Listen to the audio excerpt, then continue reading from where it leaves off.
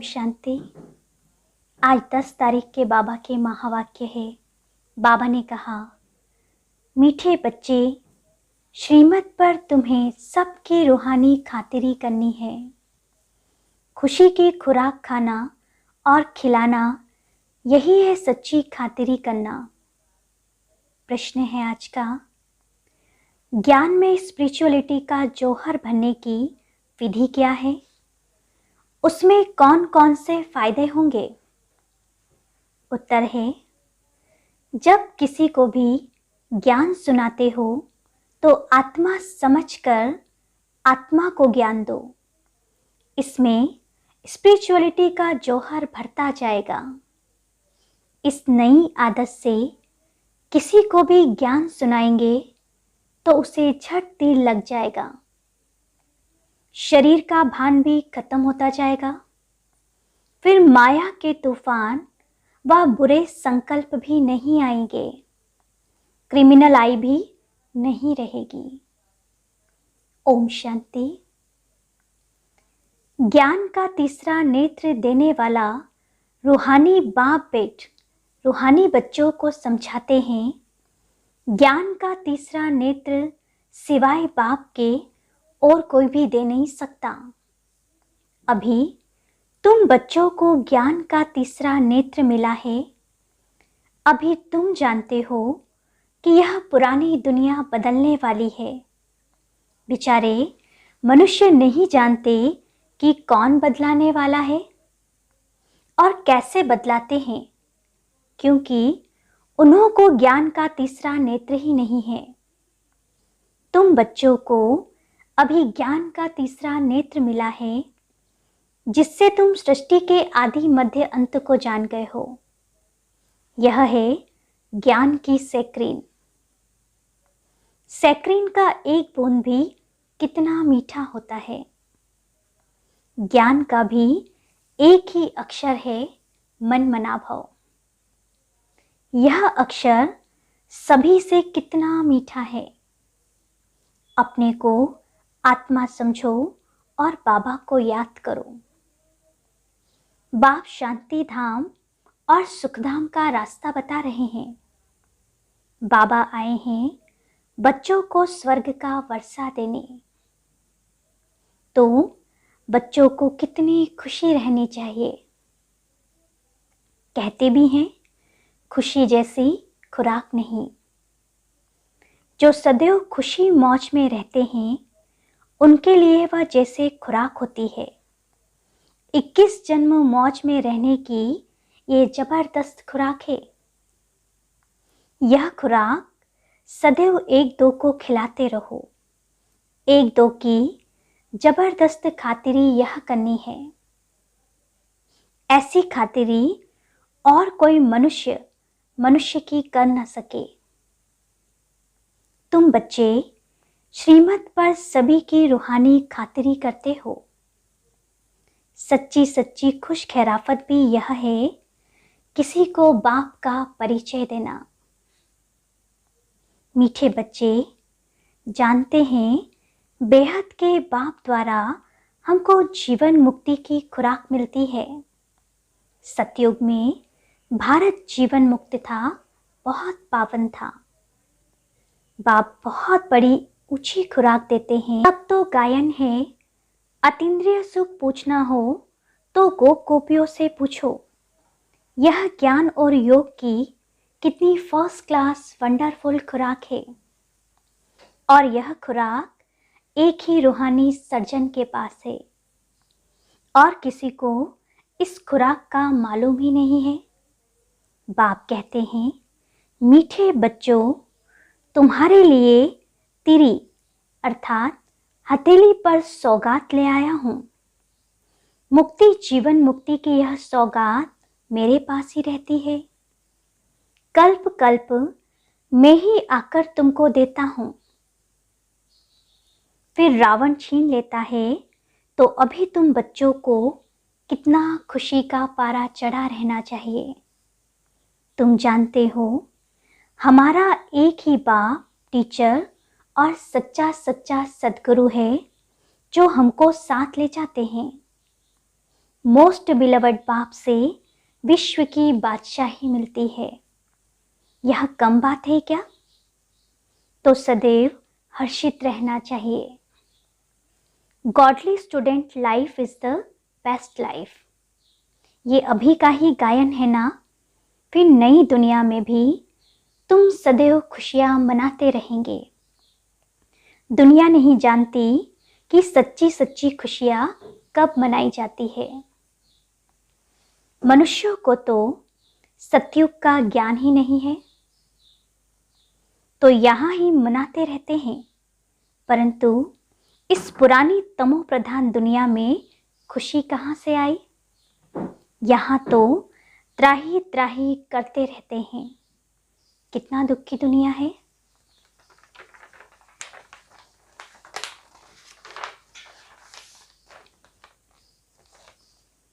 बाप तुम बच्चों को कितना सहज रास्ता बताते हैं। गृहस्थ व्यवहार में रहते कमल फूल समान रहो।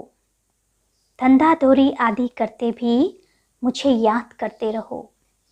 जैसे आशिक और माशूक होते हैं, वह तो एक दो को याद करते रहते हैं। वह उनका आशिक, वह उनका माशूक होता है। यहाँ वह बात नहीं है। यहाँ तो तुम सभी एक माशूक के जन्म जन्मांतर के आशिक हो रहते हो। बाबा कभी तुम्हारा आशिक नहीं बनता। तुम उस माशूक से मिलने के लिए याद करते आए हो। जब दुख जास्ती होता है तो जास्ती सुमिरन करते हैं ना। गायन भी है, दुख में सुमिरन सब करे, सुख में करे ना कोई। इस समय बाप भी सर्वशक्तिमान है, तो दिन प्रतिदिन माया भी सर्वशक्तिवान तमो प्रधान होती जाती है।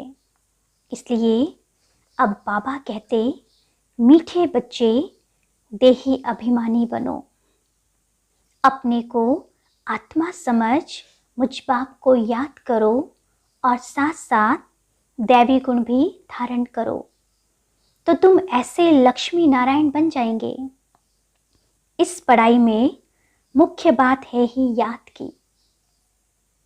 ऊंचते ऊंच बाप को बहुत प्यार स्नेह से याद करना चाहिए।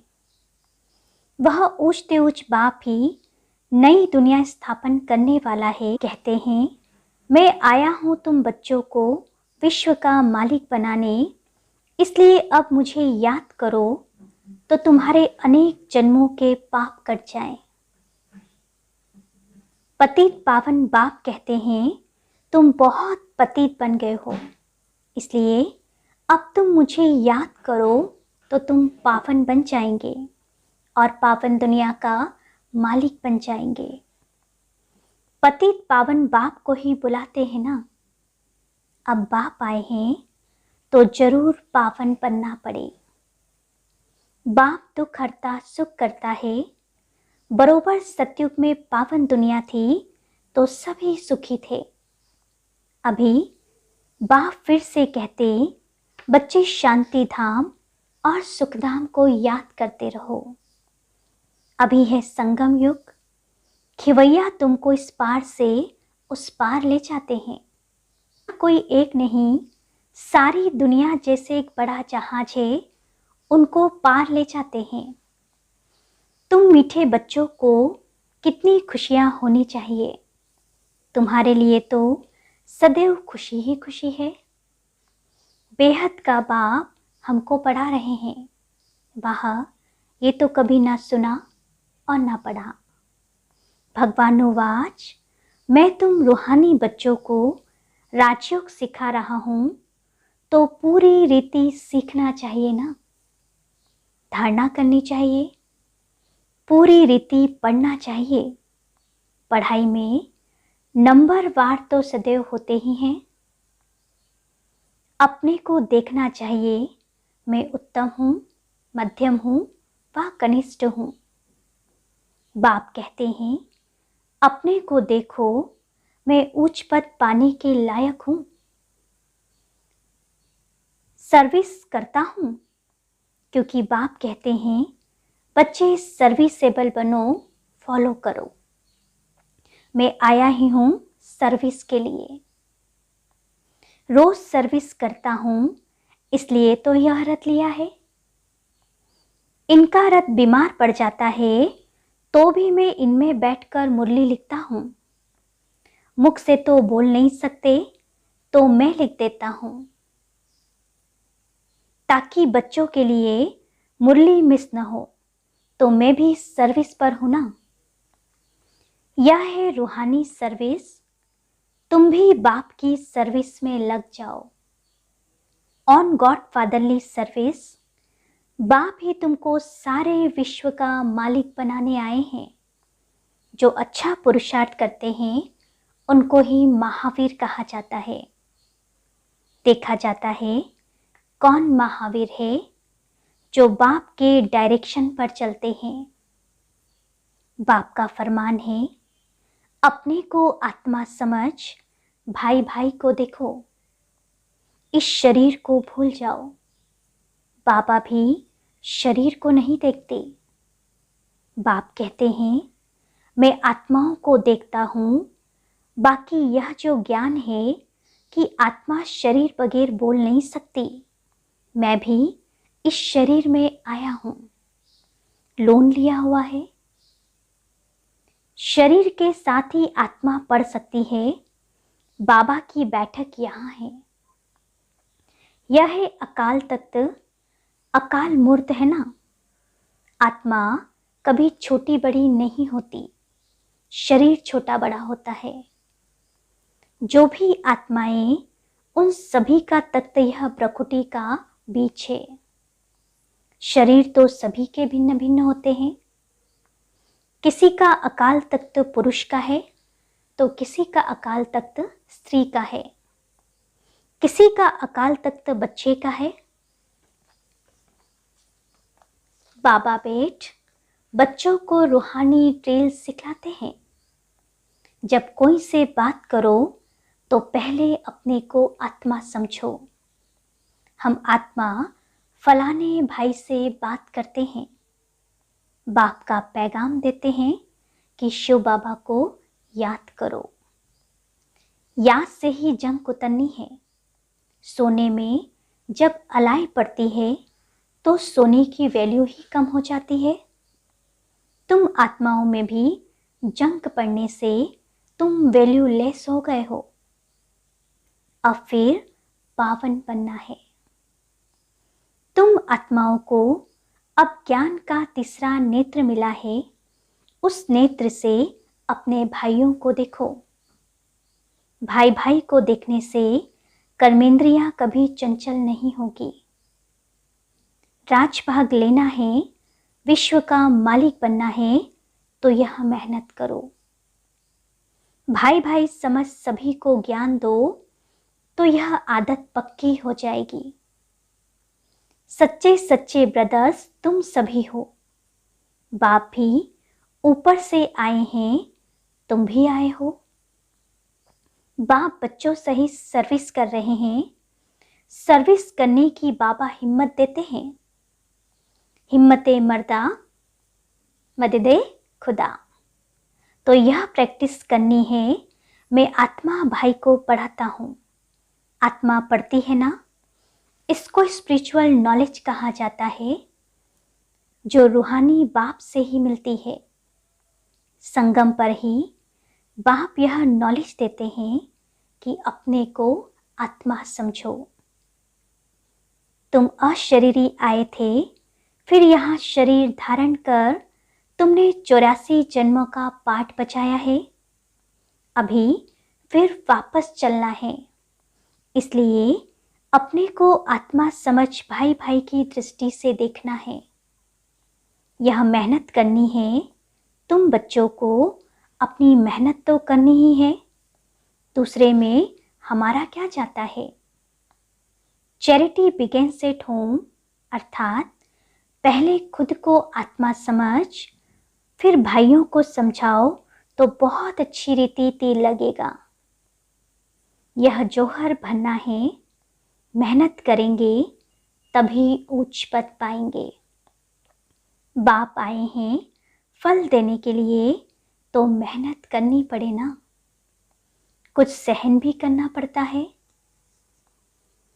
तुम्हें कोई उल्टी सुल्टी बात बोले तो तुम चुप रहो। तुम चुप रहेंगे तो फिर दूसरा क्या करेगा? ताली दो हाथ से बजती है। एक ने मुख की ताली बजाई, दूसरा चुप कर दे तो वह आपे ही चुप हो जाएगा। ताली से ताली बजने से आवाज हो जाता है। बच्चों को एक दो का कल्याण करना है। समझाते हैं, बच्चे सदैव खुशी में रहना चाहते हो तो मन मना भाव। अपने को आत्मा समझ बाप को याद करो। आत्माओं तरफ देखो, भाइयों को भी यह नॉलेज दो। यह आदत पड़ जाने से फिर क्रिमिनल दृष्टि धोखा नहीं देगी। ज्ञान के तीसरे नेत्र से तीसरे नेत्र को देखो। बाबा भी तुम्हारी आत्मा को ही देखते हैं। कोशिश यह करनी है सदैव आत्मा को ही देखें, शरीर को देखे ही नहीं। योग कराते हो तो भी अपने को आत्मा समझ भाइयों को देखते रहेंगे तो सर्विस बहुत अच्छी होगी। बाबा ने कहा है, भाइयों को समझाओ। भाई सभी बाप से वर्षा लेते हैं। यह रूहानी नॉलेज एक ही बार तुम ब्राह्मण बच्चों को मिलती है। तुम ब्राह्मण ही फिर देवता बनने वाले हो। इस संगम युग को थोड़े ही छोड़ेंगे, नहीं तो पार कैसे जाएंगे? कूदेंगे थोड़ी। यह वंडरफुल संगम युग है, तो बच्चों को रूहानी यात्रा पर रहने की आदत डालनी है। तुम्हारे ही फायदे की बात है। बाबा की शिक्षा भाइयों को देनी है।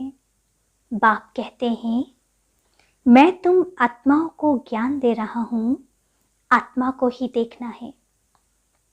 मनुष्य मनुष्य से बात करेंगे तो उनको मनुष्य मनुष्य से बात करेंगे तो उनके मुंह को देखेंगे ना। तुम आत्मा से बात करते हो तो आत्मा को ही देखना है। भल शरीर द्वारा ज्ञान देते हो, परंतु इसमें शरीर का भान तोड़ना होता है। तुम्हारी आत्मा समझती है, परमात्मा बाप हमको ज्ञान दे रहे हैं। बाप भी कहते हैं, आत्माओं को देखता हूँ। आत्माएं भी कहती है, हम परमात्मा बाप को देख रहे हैं, उनसे नॉलेज ले रहे हैं। इसको कहा जाता है स्पिरिचुअल ज्ञान की लेन देन आत्मा की आत्मा के साथ। आत्मा में ही ज्ञान है, आत्मा को ही ज्ञान देना है। यह जैसे जौहर है, तुम्हारे ज्ञान में यह जौहर भर जाएगा तो किसी को भी समझाने से झट तेल लग जाएगा। बाबा कहते हैं, प्रैक्टिस करके देखो तेल लगता है या नहीं। यह नई आदत डालनी है तो फिर शरीर का भान निकल जाएगा। माया के तूफान भी कम आएंगे, बुरे संकल्प नहीं आएंगे, क्रिमिनल आई भी नहीं रहेगी। हम आत्मा ने 84 का चक्र लगाया, अब नाटक पूरा होता है। अब बाबा की याद में रहना है। याद से ही तमो प्रधान से सतो प्रधान बन सतो प्रधान दुनिया के मालिक बन जाएंगे। कितना सहज है। बाप जानते हैं, बच्चों को यह शिक्षा देना भी मेरा पार्ट है, कोई नई बात नहीं। हर 5000 वर्ष के बाद हमको आना होता है। मैं बंधायमान हूँ, बच्चों को बैठ समझाता हूँ, मीठे बच्चे रूहानी याद की यात्रा में रहो तो अंत मते सो गति हो जाएगी। यह अंतकाल है ना, माँ में कम याद करो तो तुम्हारी सदगति हो जाएगी। याद की यात्रा से पाया मजबूत हो जाएगा। यह देही अभिमानी बनने की शिक्षा एक ही बार तुम बच्चों को मिलती है। कितना वंडरफुल ज्ञान है। बाबा वंडरफुल है तो बाबा का ज्ञान भी वंडरफुल है। कभी कोई बता ना सके अभी वापस चलना है, इसीलिए बाप कहते मीठे बच्चों यह प्रैक्टिस करो। अपने को आत्मा समझ आत्मा को ज्ञान दो। तीसरे नेत्र से भाई भाई को देखना है, यही बड़ी मेहनत है। अच्छा, मीठे मीठे सिकिलते बच्चों प्रति माता पिता बाप दादा का याद प्यार और गुड मॉर्निंग। रूहानी बाप की रूहानी बच्चों को नमस्ते और हम रूहानी बच्चों की रूहानी बाप दादा को याद प्यार गुड मॉर्निंग और नमस्ते नमस्ते नमस्ते। अच्छा, धारणा के लिए मुख्य सार है। पहली पॉइंट है, ज्ञान के तीसरे नेत्र से आत्मा को देखने का अभ्यास करना है। कोशिश करनी है सदैव आत्मा को ही देखें, शरीर को नहीं, तो क्रिमिनल ख्यालात नहीं आएंगे, बुरे संकल्प खत्म हो जाएंगे। दूसरी पॉइंट है, ताली दो हाथ से बजती है, इसलिए जब तुम्हें कोई उल्टी सुल्टी बात बोले तो तुम चुप रहो। अगर तुम चुप रहेंगे तो दूसरा आपे ही चुप हो जाएगा। वरदान है, ब्रह्मा बाप के प्यार का प्रैक्टिकल सबूत देने वाले सपूत और समान भव। यदि कहते हो कि ब्रह्मा बाप से हमारा बहुत प्यार है, तो प्यार की निशानी है जिससे बाप का प्यार रहा उससे प्यार हो। जो भी कर्म करो, कर्म के पहले, बोल के पहले, संकल्प के पहले चेक करो कि यह ब्रह्मा बाप को प्रिय है। ब्रह्मा बाप की विशेषता विशेष यही रही, जो सोचा वह किया, जो कहा वह किया। अपोजिशन होते भी सदा अपनी पोजीशन पर सेट रहे, तो प्यार का प्रैक्टिकल सबूत देना अर्थात फॉलो फादर कर सपूत और समान बनना। स्लोगन है, खुश नसीब आत्मा वह है जिसके संकल्प में भी दुख की लहर नहीं आती। लवलीन स्थिति का अनुभव करने की आज की पॉइंट है, परमात्मा प्यार अखुट है, अटल है, इतना है जो सर्व को प्राप्त हो सकता है। लेकिन परमात्मा प्यार प्राप्त करने की विधि है न्यारा बनना। जितना न्यारा बनेंगे उतना परमात्मा प्यार का अधिकार प्राप्त होगा। ऐसी न्यारी प्यारी आत्माएं ही लवलीन स्थिति का अनुभव कर सकती है। ब्रह्मा बाप समान बनने की आज की अव्यक्त इशारे की पॉइंट है, जैसे ब्रह्मा बाप के संकल्प में भी सर्व को विशेष बनाने का हर समय उमंग उत्साह रहा, अपनी वृत्ति द्वारा हर आत्मा को उमंग उत्साह में लाया, वाणी द्वारा हिम्मत दिलाई, ना उम्मीद को उम्मीद में लाया, निर्बल आत्मा को उड़ती कला की विधि में उड़ाने की निमित्त बने, हर एक को सेवा के योग्य बनाया। ब्रह्मा बाप के हर बोल अनमोल मधुर युक्ति युक्त थे। ऐसे फॉलो फादर करो। अच्छा, ओम शांति।